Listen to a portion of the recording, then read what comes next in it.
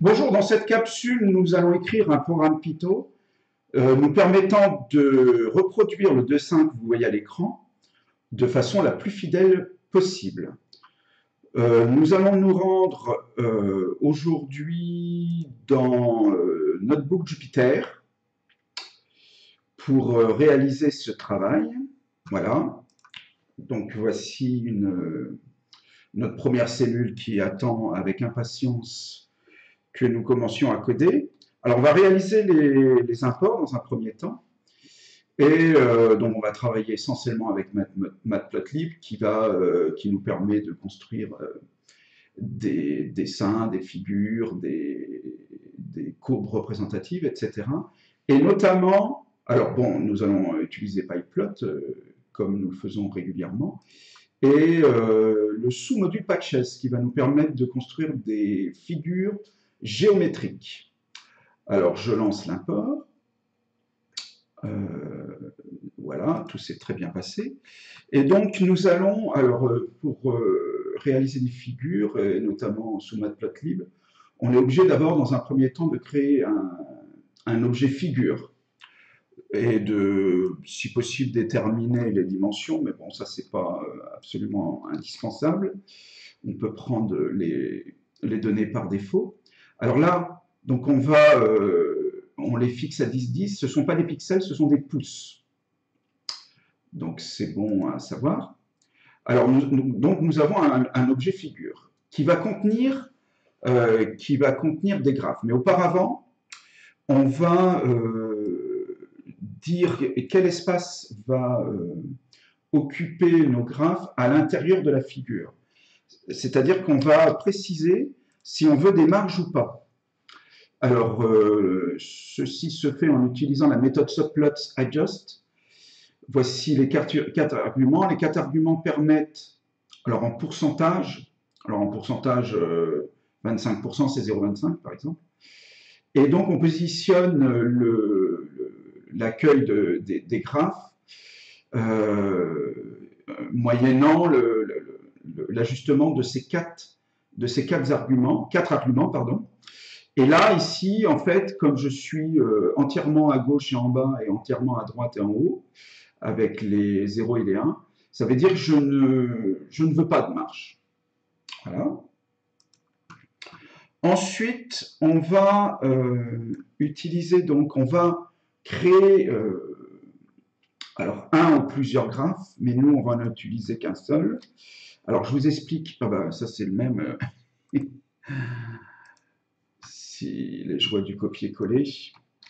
Alors, là, ici, avec la méthode add_subplot, je vais créer ce qu'on appelle un graphe. Un graphe, c'est ce qui va être contenu dans la figure et on peut mettre plusieurs graphes. Alors, par exemple, hein, il faut comprendre que 111 et 1,1,1, c'est identique. Qu'est-ce que ça signifie? Qu'est-ce que ça signifie ces choses-là? Alors ces choses-là, ça veut dire, par exemple, ici, les deux premiers arguments, que je vais créer des graphes sur deux lignes et deux colonnes. Et que les ajustements qui vont avoir lieu après cette ligne de code auront lieu sur le premier graphe. Donc là, de ligne de colonne, ça veut dire qu'il y aurait 4 graphes. Et tout ce que je vais écrire comme code après, concernant la variable access, traite du graphe qui sera sur la première ligne et la première colonne. Nous, ici, on veut qu'un seul graphe, donc a priori, je mets ça. Mais quand les trois arguments sont inférieurs à 9, eh bien, je peux l'écrire comme ça, et Python comprend qu'il s'agit de une ligne colonne, c'est-à-dire un seul graphe, et qu'on étudie le premier. Je fais tourner cette cellule. Là, je vais... Alors, si jamais je fais tourner le programme actuellement, que se passe-t-il? Alors, il se passe... Bon, alors, bien entendu, je n'ai pas encore dit de dessiner quoi que ce soit. Donc, il me met le cadre. Mais ce que je vais faire, là, maintenant, je vais lui demander de ne pas mettre de cadre, puisque vous voyez sur la figure, Je vous rappelle, il n'y a pas de cadre. Hein. Donc là, on va utiliser la méthode set frame on. Je vous montre ça tout de suite. Alors, voilà. Et je la mets à false. Ça veut dire que je ne monte pas le cadre. Alors, si je fais tourner ça, alors, il y a un message d'erreur. Je vais tout relancer. Et tout remettre dans l'ordre, parce que là, il y a des choses qui se font dans un ordre différent, ce qui peut provoquer ce type d'erreur. Alors, voyons voir si ça marche. Voilà. Donc là, je lui ai demandé d'enlever les cadres. Mais bon, j'ai toujours les graduations. Donc, il va falloir que je lui demande d'enlever les graduations. Alors, ce qu'il faut bien comprendre, c'est que les graphes sont des objets access. A-X-E-S. Et donc, cet objet ne considère pas que les axes. C'est la totalité du graphe. Et lorsque vous travaillez sur les axes, pour de vrai, c'est axis. Vous voyez, il y a un I ici. Et là, je demande à ce que ce soit invisible, les graduations d'axes. Là, par plus de prudence, je vais tout relancer. J'imagine que l'erreur risque d'être semblable à la précédente. Et là, vous voyez, si je vous avais montré ça après avoir fait le paramétrage du cadre et là, je vous aurais bien vu, alors que en fait, il y a réellement une figure Python, une figure Matplotlib. Alors, il faut que maintenant j'ajoute un rectangle. Alors pour ajouter un rectangle, je vais appeler la méthode addArtist, add_artist,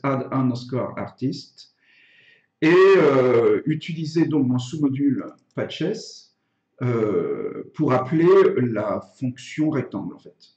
Enfin, un objet rectangle, pardon. Alors je vous montre tout ça pour le premier rectangle. On va rajouter tout d'un coup, et je vais vous expliquer de quoi il en retourne.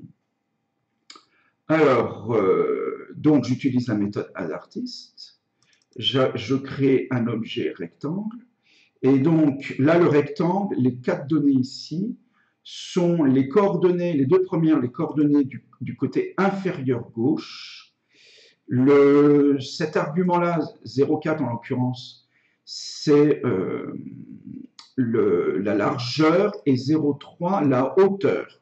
Alors vous, comme vous ne connaissez pas les données de mes dessins ici, donc là on s'occupe de celui-ci, l'orange là. Donc vous y allez en tâtonnant pour avoir une image qui ressemble le plus possible.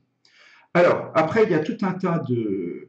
Alors vous voyez là, il y a des pointillés sur l'extérieur, les hachures c'est des